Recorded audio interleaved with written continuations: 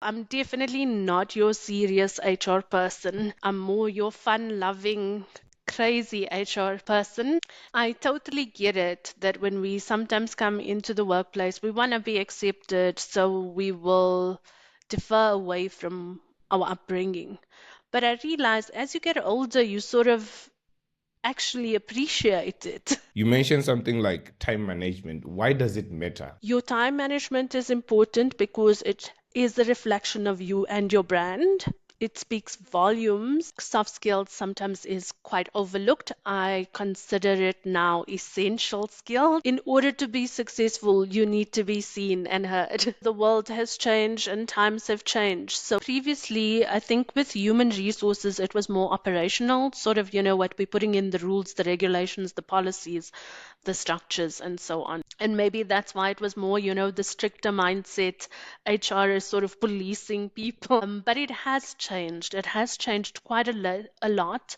And it has become a role where we partner Mhm. with business in order to be more successful. Now, we as human beings, we go through about 400 or 500 emotions a day.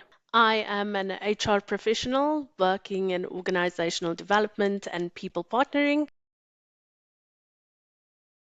What's happening, everybody? Here is another episode with your favorite Mr. Cator. In today's episode, we're going to be chatting with Bhavisha Patel. I'll keep on calling her Bee.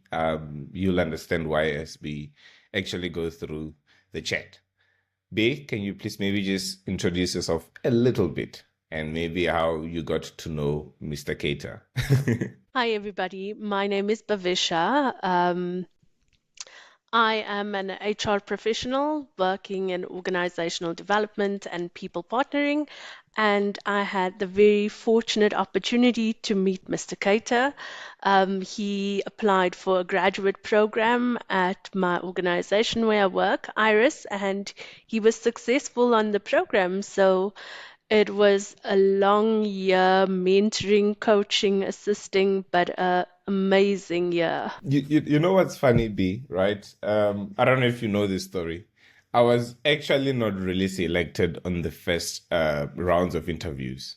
I got selected like last minute. I remember Sim called me around, I think the 12th of December. She was like, are you still available for an interview? I was like, well, I don't have a job. Definitely I am. There's a few things that she sort of told me, I would say us, back like 5 years, 6 years back, that sort of is a founding story to you. Could you please maybe tell us a little bit about maybe your upbringing or the things that you sort of value or do on a daily basis that really makes B becomes B? I was a grad once upon a time, so just learning from that experience sort of brought me to the point of how can I help others?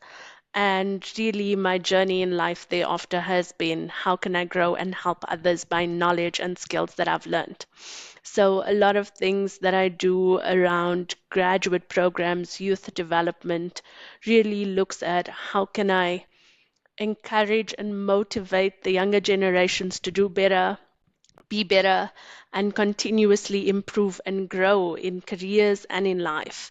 So it's a lot of motivation that I do, a lot of skills development, especially around the softer skills. Your time management, emotional intelligence, communication. I think with Andy as well. I'm sure he remembers a lot of the classes that I did in the starting of the program, and it really builds a foundation for grads in their career to become more successful in their careers. I believe building a great foundation will carry you through not only in your career but in life. Yeah, you know, B, I think I really like that you brought up the soft skill part. I mean, I always emphasize the importance of soft skills to any career person or career profession, right? So, I mean, the two things that would make anyone succeed in life or in their career, it's having technical skills and then soft skills. Do you want to go a little bit into the soft skills? I mean, many people just look over it, right? You mentioned something like time management. Why does it matter? I mean, I mean, if I can arrive at 8 or 5 past 8, why does it matter that I have to arrive like on time? Like, why does it matter in the career progression and stuff? So definitely, I think soft skills sometimes is quite overlooked. I consider it now essential skills more than soft skills, because I believe, you can have all the technical knowledge and skills, but having the soft skills that complements it or the essential skills that complements it allows you to be able to transfer, to collaborate. So touching on time management, it's so important because let's be honest, working for organizations, time is money. In order for us to be successful in our organization, we need to make sure we're on time. I mean, do you really want to go to a shop that says they open up at 8 o'clock and then you go there standing outside and it's 8:15 and nobody is there? You'd get frustrated. Time management is so important because it actually facilitates business and growth. And often enough, I see it in South Africa. We sort of call it African time. So it's like, let's just be a little late. Everybody will understand. But in business, it doesn't really work like that. Being late and losing out on time means you obviously not making money, you're not growing your business. So consistency is quite important. And for today's youth, some of the things that I point out, and not only youth, I mean, I develop leaders as well. And things that we talk Mhm. about is like your time management is important because it is a reflection of you and your brand. It speaks volumes. And then also other things like, are you able to communicate, collaborate with other individuals? An important lesson in my career that I've learned is networking. We're so afraid to mix with other people, talk to other people, and that has been the foundation of growth. Networking with different diverse individuals allows you to grow as an individual, and just having presence around as well, being seen, being heard. Those things are important in corporates and in careers, just in general. You can't succeed on your own, so you need to build those people skills. You become more successful the more you collaborate, the more you work with others, the more you out there. I know that starting off in your career, it's quite scary to network and communicate with others. But over the years, I've learned that it's one of the most important tools or important skills that you can learn in your career, because when you network with people, you actually start learning about different mindsets, different skills, different things in the world. And it opens up a whole new door in terms of understanding diversity, understanding differences, understanding how to learn and be more open-minded, growth-minded. You spoke about time management. I want to get a bit deeper on the time management side, right? I mean, somebody who's listening to this chat that we are having could be like, well, I don't work for any of the companies. I'm not in business.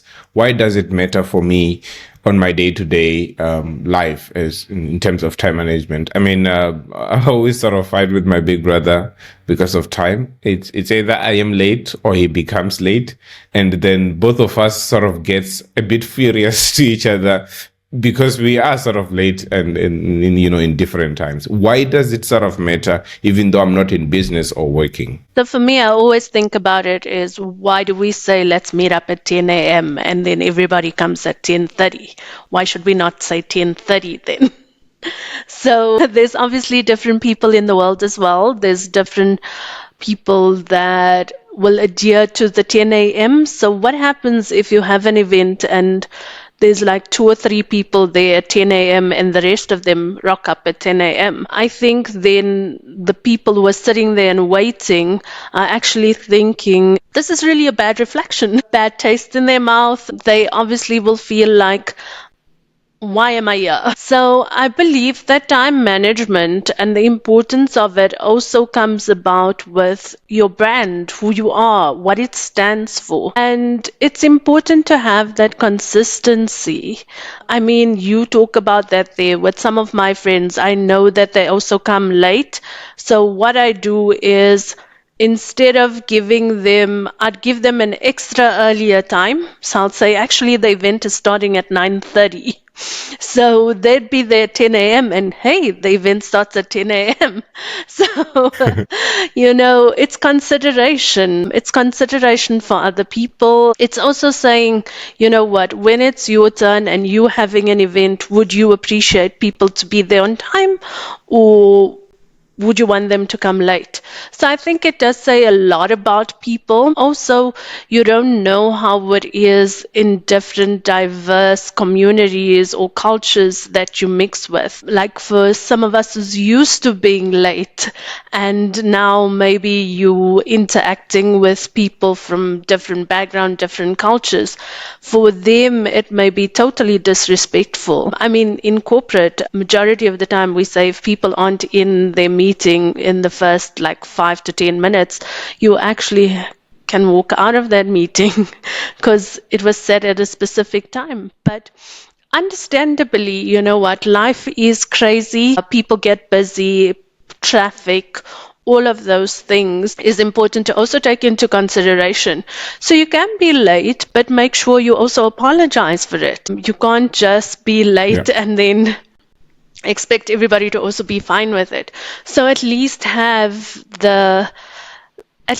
apologize for being late, or let people know that you're running late so they know that you're still coming. But if it's a consistent behavior, they say the early bird catches the worm. So if you're running late all the time, there's going to be other people out there that's going to grab opportunities before you.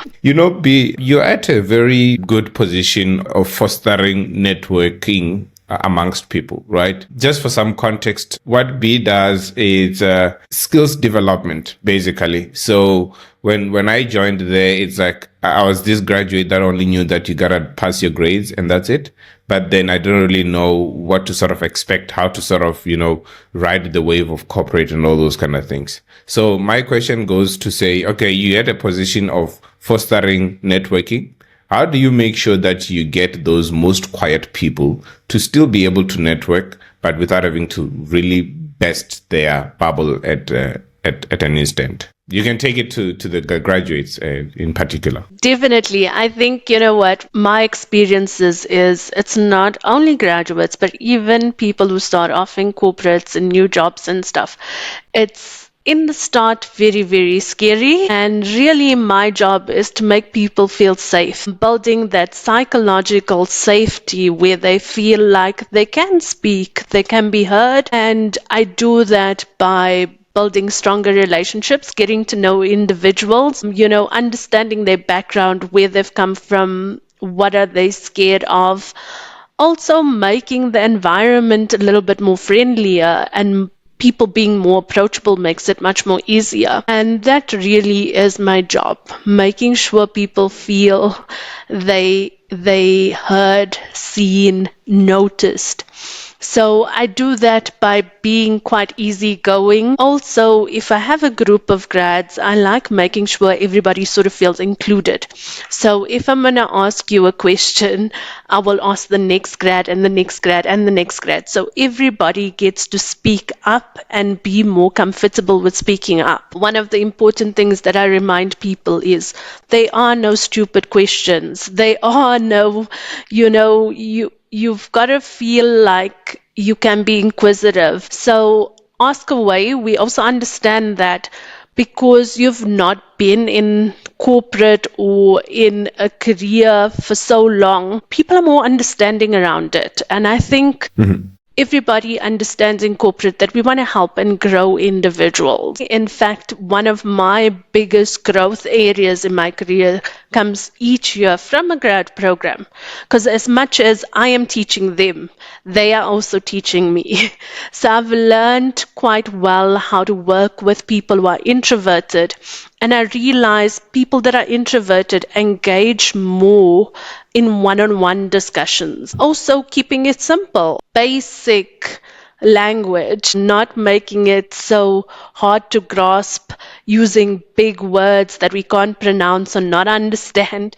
I really like making things simple for individuals, going down to a level where you don't feel intimidated by me, you don't feel like I'm difficult to approach. I feel Hmm. like building a good relationship with individuals allows them to know that they can come and speak to you. So, one of the things that people know on my grad programs is I'm Hmm. open, I'm available, come speak to me at any time, tell me what's going on. Because I always say, if you don't speak up in terms of what's going on in your area and space, no one is going to know. So, you actually not helping yourself. So, making graduates understand that it's okay. It's okay if something has gone wrong. It's okay if you've made a mistake. If there's something you don't feel comfortable with as well, come and speak to me and tell me about it. And I think the biggest fear for graduates is, are people in corporate going to think that I'm not capable of the job? Are they going to think that because I'm new, maybe I'm making an excuse? Am I going to be trusted? I'm scared to tell them that at home there's something going on because I may be judged. You know, you often hear the saying, leave your problems at home when you come to work. But the reality is, we are all human beings and we go through a lot in life. So, my motto is, tell us as well so we can best help you and understand how to help you. Sure. It really doesn't. I mean, we work 5 days a week or maybe 6 days a week, which means majority of the time you spend at work. So you want to make the place a good place to be at. And you want to make it a place where you can approach and talk to individuals. Start off with something you may have in common: football, lunch, food, those little things that sort of breaks the ice before jumping into, you know, this is work and I only want to discuss work. You also mentioned another good point to say communicate, like talk, right? To add on top of it, you should also communicate the wins that you're making at work, even to your managers and to your team. Because again, the value of what you're doing sort of lies on how you articulate it. One way, it's just that you can do something very crazy and very good, but if you don't articulate it well, it will just be like, and that's it. I definitely agree with celebrating your wins. Also, the world has changed and times have changed. So people want to be, in order to be successful, you need to be seen and heard. So I know a lot of people sort of feel too humble and I don't want to show off. It's not really showing off. It's, celebrating yourself. Celebrate the small wins and the big wins so we know what you are accomplishing. You had a very fortunate space to sort of work with two groups of people, right? The Gen Zs and the older ones, right? What is the biggest, I think you kind of guessed the question. What is the biggest difference in the learnings that you sort of pick up there that are quite interesting that maybe you would want people to learn and maybe find a way to make those two work? Because I once read a tweet that said a Gen Z actually resigned on the first day of a job after a meeting, and they were like, there's no vibes in here, and they just left. So what can you say about the Gen Zs and the 40s at workplace? So, very interesting. That is a training session that I do with our leaders as well. And often enough, because I work with the Gen Zs, it just makes me understand them a bit more better. To be honest, thinking away from just Gen Zs, it's been this all along in terms of generations. Every time a new generation enters the workplace, the previous generation actually finds it harder to work with them because generations are evolving. So, Gen Zs, you guys are not that special. It's been happening all along. But what I find very, very interesting is obviously the Gen Z generation is more in tune with themselves. They want to be noticed, they want to be recognized, and they want to make an impact. So for them, work is not just work, come into the office, work 6 days a week, this time to this time. For them, it's a passion. It's something that they want to feel they make an impact in. They grasping as much as possible. But then I often say to them, step on the brakes a little bit. There's a lot to learn. You're not going to jump very fast because there's still a lot to learn. And I think that's probably the guidance that I would say is be a bit more patient, be a little bit more also open-minded to see what older generations can teach you. And for the older generations, it's almost the same sort of advice. Be a little bit more open minded Yeah. because Gen Zs can also teach you a lot. Like, one of my Yeah. favorite things that I've taken away from Gen Zs is enjoy work. You can have that work-life balance. So one thing I've learned is make sure from a Gen Z is putting in my lunchtime every day because normally we would just work away, but in that lunchtime it gives me the opportunity to talk to others. And Yeah. it's something that I remember even from your group of grads. We used to sit on the Yeah. patio and it gave us the opportunity to talk. And we want to talk about the future. We want to Yeah. talk about growth. We don't only want to talk about work, we want to talk about what's going on in the world. I think the difference as well with Gen Zs is that, and we're fortunate in this day and age, you're not only sitting with one career or one skill. You're going out there today, you're working at your desk during the day, in the evening, you're doing social media content, you're DJing, you're doing personal training, whatever else it is. So they've got this huge opportunity to take on number of careers at the same time, and that allows them to build skills faster, and that sometimes can also be threatening to generations that are older in the workplace. But for me, the way that those two areas can play and work together and collaborate well is by having that open mindset to say that we're going to learn from each other. Also, an understanding. I mean, all of us come from different backgrounds, different experiences in life. Sometimes, we don't understand why older generations are so hard, wanting to make an impact, taking work so seriously and so on. We got to remember that they grew up in a generation where they had to prove themselves, where they didn't have the opportunities that we have right now. So for Hmm. them, it didn't come as easy, and the focus was more on growing families, making sure they took care of people, responsibility. So the big word, Hmm. responsibility, for them, Yeah. often you'll hear Gen Zs don't take responsibility or don't want responsibility. But it's so different in the two contexts. Gen Zs want to take the responsibility of living the life they want to live in the way that they want to do it. Your older generations are looking at how do I take responsibility of everything? So, there's going to be clashes, but it's coming in and just being mindful of it, understanding that we work with various generations. So the reality is you're not going to come into a workplace full of only Gen Z. So you've got to find a way of saying, okay, if I am in the workplace, how can I start working with others who think differently, work differently?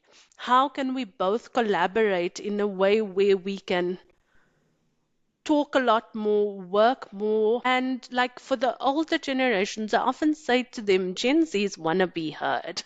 They want to be, they want to be a name, they don't want to be a number.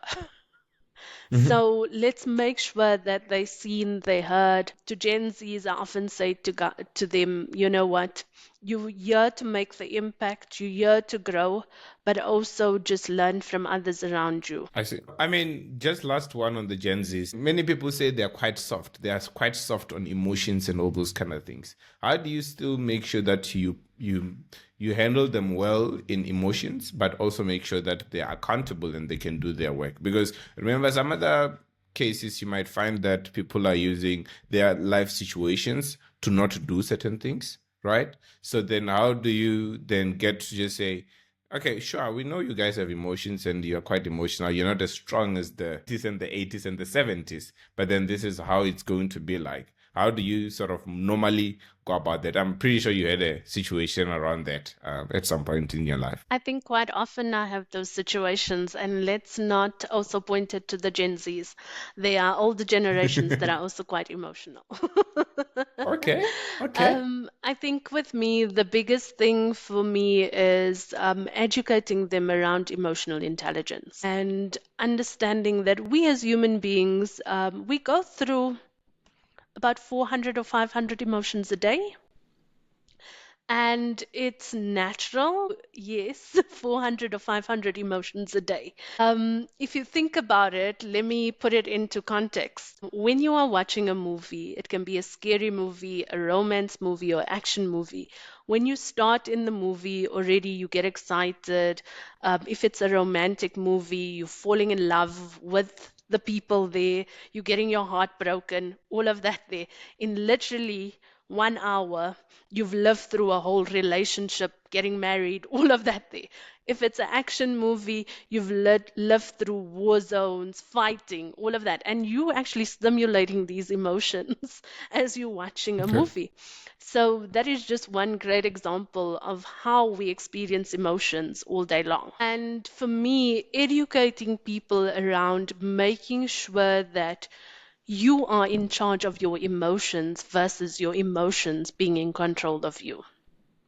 So it comes with a lot of understanding around how can I learn my own triggers, understand why I'm so sensitive, understand that sometimes if I need the time out, I need to speak to my manager and say, actually, I am going through a really bad period. I need this time out, but I'm going to make sure that I give back and I make sure I complete whatever I need to. So, you know, in this day and age, I'm sure you hear it as well quite a lot. A lot of companies globally are looking towards mental health, and that comes in with the whole emotional perspective. So we've got to be considerate to it. I understand we are human beings. We go through a lot at home, we go through a lot in life, and you're allowed to have these feelings. I say to people, you're allowed to express these feelings because bottling them up actually ends up in more issues. And that's what we probably did as generations previously. And that's why you find that there's much more angrier people. So experiencing emotions is totally natural. The way that you start controlling your emotions is by understanding yourself. What triggers you? What are things that brings you back to your happy space? Are you putting things that bring you back into your happy space in your daily lives? Things like maybe, for example, I listen to music, I exercise. It brings my headspace back. Sure. If I know I'm going through a really bad period, I've got a really good support group. You've got to Mhm. have people that can talk to you without judging you. Those are the kind of advice that I give graduates to say, it's okay. You are human at the end of the day. We also want you to be in a good mental health space. So surround yourself with people that you can talk to. You don't have to carry the burden alone. And understand your mind and when you're dipping too low. Generally, organizations also, if you're fortunate enough, they have wellness programs in place where you have access to counselors, to therapists, people who can help you with financial advice, legal advice. It's important to speak to somebody. I know in older generations, it would probably be frowned upon. You talking to a therapist, Sure. there's something wrong with you.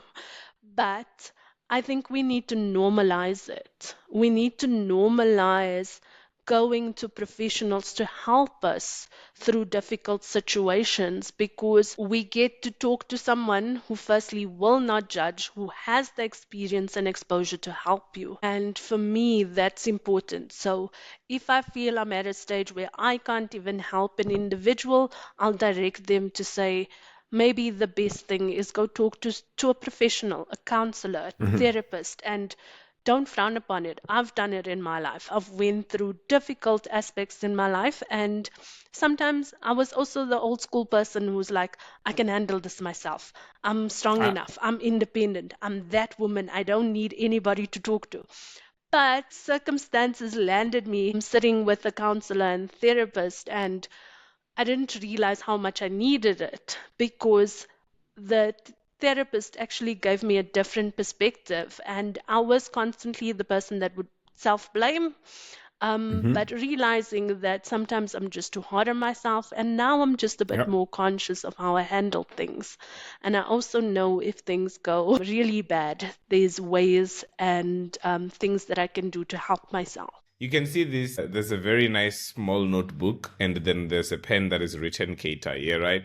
So I have made a couple of these things, and I've made a lot of these books, and I'm looking forward to give like anyone. I always look at the young ones in many cases because I think that's where you can sort of have a bigger impact. But anyone of that matter, to sort of give them these books and then teach them how they can write their yearly or life plan in this thing. And then with emotional intelligence and how self assessment becomes the foundation of what they want to do. Because, I mean, you can try to say, I want to run a marathon with Bolt, let's say the fastest guy in the world, right? But if your highest speed is probably 5 kilometers per hour, you are dreaming, right? Because the guy is probably running a very, very big high speed that side, right? But then if you go down and then self assess before you can actually set that goal, then you sort of know what are your limitations, what are the things that you need to sort of improve, what are the things you need to move out, and all those kind of things. Then you can work towards maybe such a goal. From the pre questions that I sent you here, you said you wanted to be a crime investigator, right? What changed? Why did you go to people? Do you think people are much more interesting than the crimes? So, people was something that's always sort of been there. The crime investigation, it still lingers. It still lingers. Now I just do it in a people way, investigate at work. But it's something that really fascinates me. So I studied first year criminology, and some of my favorite things to do is watch crime series and documentaries and stuff. And the reason why it sort of fascinates me, which also probably touches into my job in some way or form, is I just am so interested in human behavior, the mind. Like some of these documentaries and stuff that you watch, some of these renowned criminals are actually really geniuses. They've obviously used their intelligence, their people skills, everything just motivated by the wrong goal. So for me, that sort of is fascinating in terms of human behavior. And I just feel like, sometimes as well, some of the people that land up in criminal situations and stuff, it's purely because they're being associated with the wrong type of people, upbringing, background, no sort of structure, goals, and so on. So it does touch on that human element. I'm fortunate that for me, something that I could possibly do in my life, and crossing fingers that I can continue doing this, is making sure I can touch lives so that youth don't end up in the streets and criminal areas, like, pick up on crime. I'm hoping that I can influence youth to say that there's a better life out there. Educate yourself, build your career, associate with people that are future thinking, have good support groups. So, yeah, so there is that sort of link. I'm just doing it in the way where I'm not catching criminals, but I'm trying to get people to not ever go on that road. So at least you didn't waste your 1 year in criminology, right? No. Nice. I don't know. I think what many people think of people in HR, right, is that they don't really have life outside work. right? And is that they are these straight up people that don't make a mistake and they're not never wrong. They're always on suits, on very nice clothes, and probably even at home there is like law and order and all those kind of things. How was your high school or your college or your life in general? Like, is it as it looks at work? Or, I mean, Yes, so my life is very different. I'm definitely not your HR person that's the rules, regulations done in life or the serious-minded person. I actually live life to the fullest. So if you actually get to know me, it's I love traveling. Growing up, it was a goal that I had since my first trip in 2007 when I went to the UK and Canada. After that, the travel bug sort of caught me, and in my life, I just want to experience different cultures, different countries. So that is something that I continue to do. Traveling is my passion. Growing up, I was not the very serious child either. I used to get into trouble a lot. University days, it took me longer to finish my degree. So I'll be very honest with you. I think, you know what, I am quite intelligent, but I never ever used to sort of get into let me study hard and so on. So in high school, I used to come up in the top 10, but never used to make the effort to actually be number one. I could have, but not to say that I didn't sort of pass and stuff. So I made it through in university. I did an HR degree. It took me a bit longer because I also was quite playful. You know, you're growing up, you realize you go to university, you sort of want to party, you want to have fun. So it took me a bit longer. And I don't really regret it because I actually had fun as a youth. I've got lots of crazy memories and I've made a lot of friends in my lifetime. After that, I've started embracing my authenticity. So I always knew that I like fashion, sort of dressing up in your really fun colors. Food is my next passion, so I love trying out different restaurants. So if you ever want to just follow me on Instagram, and then the part that I actually enjoy, and I take this from my Gen Zs, is I'm also a TikToker. So I post TikTok videos, but mainly around really silly things because I believe if you can't be silly in life, you're not having fun. Life needs to be fun. We need to laugh a lot. We need to enjoy life, being present in the moment with the people that you have around you and making the best of it. So I'm definitely not your serious HR person. I'm more your fun-loving, crazy person. And I think grads on my program can attest to this. It's not all about hard work. It's about having fun as well. okay, that's nice. I only got to accept that I'm sort of different and problematic in a good way a few years back. That is used to always put me in trouble because I would always question up, right? And if I don't understand something, I'm not just the person that's gonna nod my head and then just go with the flow. Not to say that I am stopping progress, but some other things, if they're not making sense, they're not making sense. So you spoke about authenticity. With many people, this word just sounds too English. What is authenticity? And why do you really have to be authentic? Because I've seen people when they come to workplace, they start talking English from their nose. They start saying they don't eat pap. They start saying things that they really goes against their genetic nature or their culture. So authenticity would be being you, uniquely you, qualities that you possess that everybody doesn't possess. And I do believe, Andy, that it comes with time and growing and getting to know yourself and loving yourself. I totally get it that when we sometimes come into the workplace, we want to be accepted, so we will defer away from our upbringing.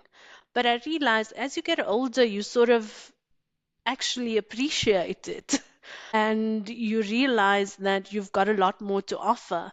And I think it's all in the mindset that we believe that we need to be followers of everybody or pleasing people, or we need to conform to the group in order to be successful. For me, being uniquely you means that you bring a different perspective. You are able to be confident in your body, your mind, your spirit. You're not worried if people are really judging you.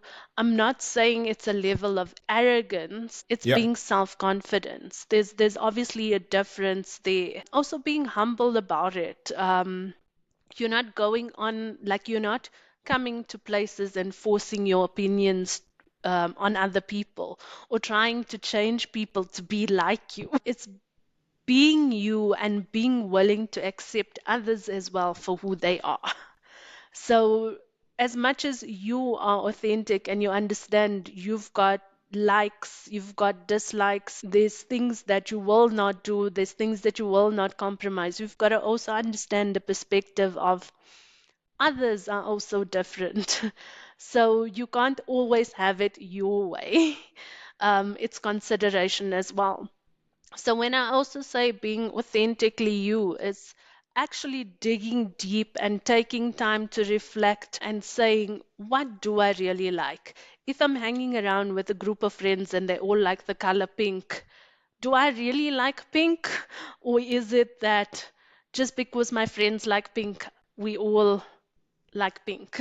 Um, in order to be more authentic, it means that you've got to be more open minded as well to try and test things. Growing yourself is quite important because each year we're changing, we grow, we learn. So, what I may have not liked 2 years ago, I may like now, 2 years later.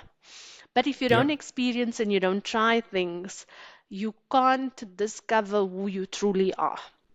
You know the famous saying where people say, I don't like sushi. And I'm like, okay, so why don't you like sushi? I heard from a friend and people said it doesn't look nice, it doesn't taste nice. I'm like, okay, so your friends don't like sushi. You haven't And you tried do. it. You haven't tried it. So, I actually don't it's like those kind sushi. of things. And that's exactly it. If you don't try it, you don't know if you really like it. So find out what you like in life, find out who you are. Don't conform to the norms of society and upbringing, because that is also something um, we do because we expected to do. But try out things, find out who you are. If you are a person that likes the society, conforms to the norms, that's also not wrong. People like different things, and it's about being able to accept the differences and understand that we all are different and we all enjoy and like different things. There's, I'm talking about maybe people who come from villages or townships or other places that are not cities, right? I've seen them throwing away their authentic self. And in the end, it turns out that their authentic self mostly is the one that brings solutions in a room wherein people have city life. Because, I mean, let's say, for example, we are writing a software around farming, right? If you and I come from the cities and there is this other guy, we can call him Siyabonga, that comes from village or I don't know, it could be somewhere outside the city, then we can write the technology, but Siyabonga probably knows how to farm and how everything gets to be done there. And if Siyabonga is also trying to pretend that he's from the city and then he tries to neglect his life from the villages, then maybe we wouldn't even get a better solution out of that.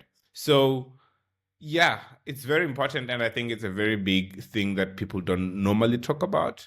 And I think if we go to relationship, I'm not a relationship expert, but at least I managed to stay in one for a good time, right? Many people do throw away their values and they end up saying, this relationship is boring. No, no, no, you are boring yourself, and then in turn, the relationship sort of. Do you want to say something around that, or can I just pass straight to other corporate stuff? No, I think you're actually 100% right there. Like, relationships aren't easy, and also sort of coming out from different backgrounds. Just touching back on, you talking about the backgrounds and where you came from. It's so important, definitely, to be yourself. Like, I didn't come from a wealthy background. I actually came from Lenasia, which is right close to Soweto. Went to public school. I didn't have wealthy parents, so it was as soon as I finished my last grade 12, well, back then matric paper, I was working part-time to earn money. And that humble beginnings actually has made me the person I am today, to be able to pass on the knowledge and skills to people that come from places where, it's not easy, and you've got to work extra hard. And that allows me to actually help individuals that have come from backgrounds and places where they weren't going to get assisted in terms of, let me behave this way in corporate and so on. So that's why when we get learners as well, and when I speak to youth that come from areas where they feel like when they come into corporate they need to sort of cover it up or not talk about it. I actually encourage it because you're so right. You come with a different perspective. And it's also a learning curve. So people who would probably come from the rural area teach people from the cities what's going on there.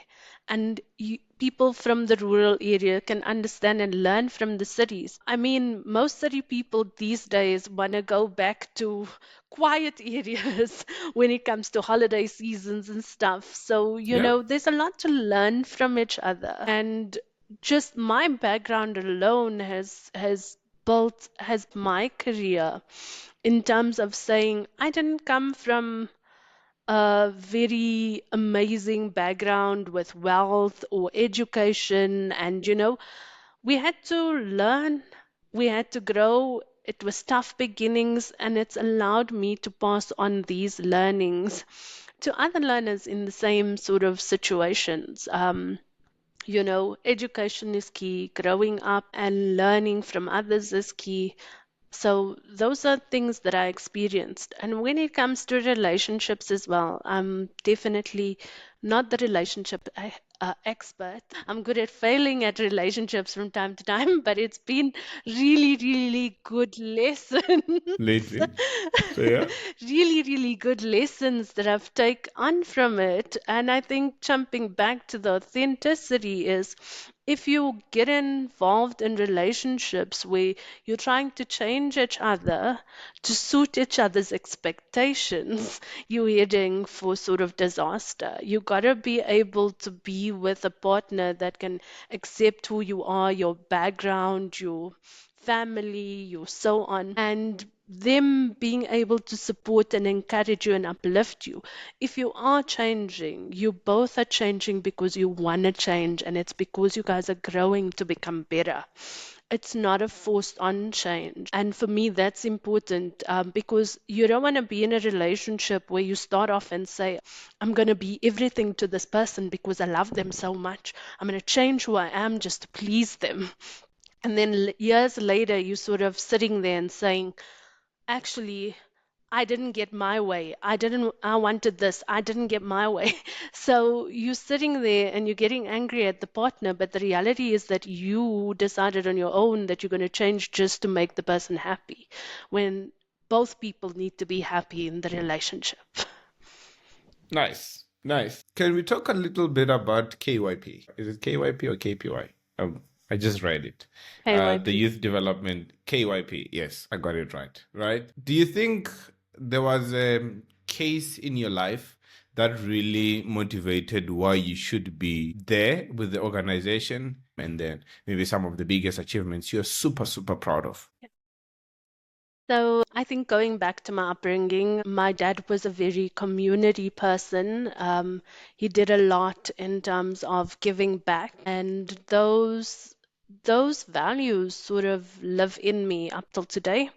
I've always sort of wanted to give back and continuously give back where I can. In 2018, I had the opportunity to visit Kliptown Youth Program based in Kliptown, Johannesburg, and it actually brought me to tears when I went there, because it's one of our biggest townships right next to Soweto. And when I went there, seeing people actually live with less, but far more happier, far more warm and welcoming, made my heart feel like this is the place that I need to be at. So I started volunteering at the Kliptown Youth Program. So they a youth program where we educate kids. We send kids to school. We pay for school fees, uniforms for most of the kids in Kliptown. And thereafter, they come to our center in the afternoon and do extra lessons. There's extra curriculums. So it's from grade one right up till matric, and then also like we also assist matriculants in getting jobs, work readiness programs, vocational programs. So we really want to make sure we help kids grow, and thereafter we want them to also build and install in them to give back to communities. We can't always rely on government, corporates, and so on. I do believe that you don't have to have money to give back. I think that is always the mindset that in order to lift people up, you need to donate money and so on. A lot of us have skills, knowledge, and I thought the easiest thing that I could do was speak to the youth at Kliptown or people looking for jobs in terms of what job markets look like, what careers to go into, how to put your CVs together, how do you prepare for interviews, when you get into corporates, how do you behave, what are sort of the things you want to learn and grasp. So that's the area that I assist with. Few years later, I even got appointed to the board of directors there. So it's quite interesting because I get to assist in making a lot of the strategic decisions in order for our youth program to move forward. And we've been really successful in terms of Okay. growing. We're now assisting schools around Kliptown as well. And we also partner with corporates to get learners positions on YES programs, on learnerships, on studies as well. And then also we have a feeding program, so we feed the whole community every Friday, where people can just come to the center and people from the township can have a good hot meal. We feed our kids every day as well. So we know that, I mean, education is amazing. It's something you can give to individuals and they keep it with them forever. But in order to also get educated and stuff, you want kids to have a full tummy. So Yeah. we make sure that we look after the kids. There's extra curriculums. We get motivational speakers in.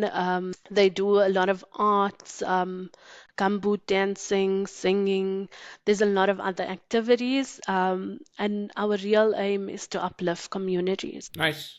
So It's for definitely for s- everything that I'm proud of. I definitely that's why I want to talk a little bit more about it, right? From people who don't really know, right? They could be like, okay, I don't have full time to just volunteer on the program. What other things or what other ad hoc services could they provide? I'm actually asking for myself as well. What else can we sort of contribute to just make this is going on? So you could come and do a workshop on setting your goals, talking about technology. If you do want to donate money, you can go onto our website, KYP website. There's the opportunity to donate. It's really up to you what you feel like you want to contribute. If it's skills, if it's doing a workshop with a group of learners, mentoring learners as well. If you feel like you want to mentor a learner, you can do that as well. So there's a lot of opportunities. You could donate, you could come through to the campus, do a workshop, do a motivational talk for the learners. They always appreciate somebody coming through and telling them that, life is different. You can build a career in certain areas, those kind of things, Andy. Okay. I think you just gave me a good talk or a good topic to talk about. So I just wrote it now. I'm going to be doing a presentation about setting achievable goals. So whenever you're going next time there and you guys have a Yeah, function, pass by and then you can pick me up. I think we can just go with one ride and then, yeah, I accepted the invite before you even fantastic. sent it. Let's set it up. I don't know, it just sort of warmed my heart. So let's talk about right now, B, right? How do you make sure that you still grow in a space that you're at, wherein people could be like, well, you're a people partner. Where else could you grow to? And what other levels are you going to be able to reach from here? Like, how do you ensure that you still grow even at a position where we think, well, you sort of hit the ceiling in some way? So I've definitely got a learning mindset, growth mindset. So I've always taken it upon myself to be in charge of my career. Where I see gaps, even at work, I'm like, let me take up the opportunity to learn and grow. It may not also always be in my area, but it's all in the mindset. So for me, I believe that, you know what, it's not always about the titles. I really want to be growing skills, and some of the things that I do in order to understand what the latest trends are is build a good networking support groups in the different areas of HR. So I've Mm-hmm. got a lot of people that I've met through my career, and I don't only sort of stick with people that I know. I get to know other people outside as well, just to understand what are the latest trends. So, you know, some of the things that I mentioned, like the Gen Z training as well. I've got to stay on top of my game in terms of what's going on outside in order to make sure I upskill everybody at Iris as well. So that is something that I do like through LinkedIn networking, moving out of just my industry and understanding what's going on in other industries, the world out there. So I use LinkedIn quite a bit as well, reading articles, books. I listen to a lot of podcasts, not only around, you know, HR. For me, it's around culture, it's around business. And another thing that I have done in my previous couple of years is I've upskilled myself further. So I've done a postgraduate diploma in business leadership. So for the person who never used to like studying for very long, I now absolutely love it. And I even completed a master's degree in business administration. And I felt like that sort of helps quite a lot because I'm not always looking at things in the business from a HR perspective or people perspective. I now understand how business operates. So it gives me that niche skill as an HR individual that I don't only focus on just specifically HR. I do believe in your career, in order to be successful, you got to continuously upskill yourself. Also, look at areas where people are afraid of going into. So one of the things that I notice in business is people really don't like presenting and talking, you know, a lot in certain industries. And for me, it was like, let me break through in certain areas where I can see the gap. And that allows me to be in front of things. So it gives me that uniqueness in my HR career or profession. So it's not solely directed on that particular space. And then another thing that's really out there in terms of HR right now is coaching people. So career coaches, coaching for life as well, life skills. So I've obtained certifications in that as well. So I'm a certified Gallup coach, which actually talks around personalities and people's superpowers, your talents and stuff like that. So those are areas that What's have your grown superpower? over the past couple of years. What's your My superpower? superpower is positivity. Okay. Positivity. Can you tell my superpower by just maybe interviewing me for like a minute or so? Yes? No? Can you sort of, I even would though you're think not your 100% accurate, superpower but yeah. is Yeah, you can go ahead. I could probably tell some of it. You're probably also quite analytical. I think that was just probably working with you. You're a person that actually enjoys the coding mindset. I've never met a grad so involved that even on weekends you would be so committed. So you've definitely got the analytical and achiever in you. Okay. Am I Okay. right? Nice. Well, I think so. Although I'm trying to run away from coding now, I'm going more into business, and yeah, I sort of do coding because I can, type of a thing. But yeah, one other one, right? You mentioned a master's in business administration. I think you sort of downgraded it a little bit. You were supposed to say I have an MBA, Bhavisha. You're supposed to say I have an MBA because to other people it just sounds like something on the I have an MBA. thank you. You have an MBA. You know, there is something that I've got to see throughout the years, right? A lot of businesses have been changing their HR people to be like people partner, people leader, and all those other things. And I mean, what can I sort of learn from that, from the evolution of HR? Because back in the day, it used to be like somebody who can keep the company calm and moving forward. But right now, it's like somebody who can keep the people happy. And then the people will move the company forward. I mean, is that the right observation? And maybe do you want to sort of say a few things around there and why it's important to say people leaders instead of just human resources? Yes, no, 100%. Like I totally agree with you. You're definitely observing it correctly.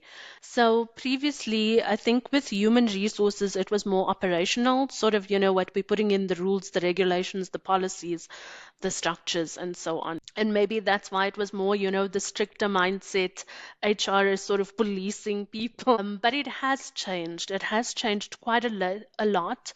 And it has become a role where we partner Mhm. with business in order to be more successful. We want to make sure people are Ah, feeling like they're part of the organization, they're included. And it's literally, and I think, what, we've moved away as well in terms of saying management, and you would rather go with like leaders because sure. it gives people also different mindsets. You're not there to micromanage, you're not there to constantly watch over your people. You're actually there to grow your people, coach your people. You're taking a much more bigger interest in people in a way that, it's not just here's processes, here's rules, you need to follow it. It's understanding of people. So it's definitely changed over the years. We now partner with the business to become more successful, and we make sure people are looked after, taken care of. We want them to be more engaged because, as you pointed out, if people are not engaged in the organization, it's hard for an organization to be successful. So if your people Mhm. are happier, they're feeling like they are noticed, they're motivated, they're growing, there's development, that naturally drives performance, which then actually impacts business. Okay. And then, I mean, you spoke about the HR was more operational. It was rules and regulations and all those kind of things, right? Over the years, have you ever seen, I mean, with the people focused corporate or corporation, have you ever seen some of the rules being changed for the company because people sort of requested that to have changed? Have you ever seen the way, because I mean, back in the day, it was like the company set and then people follow. Right now, you're saying, if I suggest that we would like to have a pool table downstairs, and then the company will be like, actually, you have 20 minutes free time every day to play pool if you sort of want, and all those kind of things. Have you ever experienced that? And then how was it like to the company and to the people, and maybe what are the impacts that it sort of had over time? Definitely. I've seen it changed quite a bit where people's opinions matter quite a lot. A lot of organizations also do company engagement surveys where individuals get to suggest what they would like to see in the culture and changes in the organization. And I think more and more companies are accommodating. and things like a pool table you would find at some organizations. And they want people to take those breaks because at the end of the day, people can't work full 8 hours straight. So, making sure people take those breaks. We've got facilities that can help them, in terms of growth or just relaxing a bit. People become more productive when they're in environments where they're happier in. And so HR does now take that into consideration. I think management, I think leaders take that into consideration in terms of how are we making sure our people's opinions matter. And what are some of the considerations that we could give individuals? I mean, I think when COVID hit, it actually gave people much more opportunity to be flexible. And you'll Mhm. see that certain companies are still remote, hybrid, flexible working. All of these things are changes that came about that impacts the people space. Ah, So we've got to think about how we continuously change and improve and make sure that not only systems and processes are in place to drive only maximum productivity, but processes and systems are in place to also make sure people are taken care of. okay. I have the last two questions, right? I mean, you have been talking about very good positives of your life and the good things you have done. I mean, people will be like, well, is she saying that she's never done anything wrong in life? So if you two reflect in your career, are there any decisions that you would go back and sort of change in particular if you've got the chance to? Yeah, in career wise. So, um, I've yeah, so in my career as well, I've rushed into taking positions that I did not enjoy, and that was an eye opener. But I think at the time I was like, I made the best of the situation. And then when I knew it wasn't the space I wanted to be in, and I could see it wasn't an opportunity for me to grow and learn and be the person that I wanted to be, I decided it's time to move on. Obviously, you feel like, okay, you don't want to be that person that goes into an organization and leaves within the year. You often wonder, is that the right decision? Are people going to judge my CV? But if it was definitely not the right space for me. So yes, I do make certain wrong career moves, but it's about then just reevaluating and saying, okay, this wasn't the best move for me. It probably took a whole year of progress away from me, but then I made the ultimate move to move out of it. Even sort of industry, it wasn't the kind of industry I wanted to be in. I see. Um, So yes, that was my I there regretful was moment in my career. there was no way I'm gonna end this chat without bringing this big learning you gave me, what, 5, 6 years back, right? To say they never be attached to a company, to a boss, or to an organization in any way. Can you please explain that in a positive way? I think many people will just be like, well, how can she say that if she's working in HR? She's supposed to be influencing people to stay and all those kind of things. Can you please maybe just explain that in a very open-minded way and then show the bad side and the good side of such? So definitely, it's something that I learned over my career. You are actually in charge of your career, not the company you work for, not the people leader that you report into. You are actually in charge of your career. And the reason why I say don't get so attached is because, firstly, you could lose your job through retrenchment. So if you attach to an organization, that could be quite hard. Also, people leave in organizations. So if you attach yourself to a manager or people leader, they may move on and then you feel quite disappointed. But also, you as an individual, if you are in a career and you are motivated and you're ambitious, you want to grow. So if you are not growing, how is that really helping you in your career? So if you get attached to an organization, a manager or leader, or just the brand, you may stand the chance of holding yourself back or Mhm. being disappointed. So always sort of keep your CV, LinkedIn updated. Make sure you're progressing. You don't want to be 10, 15 years in an organization, but in the same role, doing the same thing, especially if you're ambitious. Yeah. So if you get attached, you might just find it difficult to take a step out there. You also may be building fear in yourself, and you don't know, what you can accomplish. I remember my first job as well. I was there for almost 6.5, 7 years. Hmm. But I stayed that long as well because I was constantly moving up in my roles. But when I reached Okay. the point where, okay, it was time for me to move on, I thought, okay, here's an opportunity to also change industries, because Hmm. you don't know what you don't know. And generally, I am the type of person that if you know me quite well with whatever company I go to, I do get close to the brand. I do get close to my leaders. I get close to my team. But if I do leave the organization, it's not as if those people still don't exist. You can still carry on building a relationship with them. But if you need to move forward, you need to take it upon yourself to reflect and say, am I growing? Am I building new skills each year? Is this where I want to be for the rest of my life?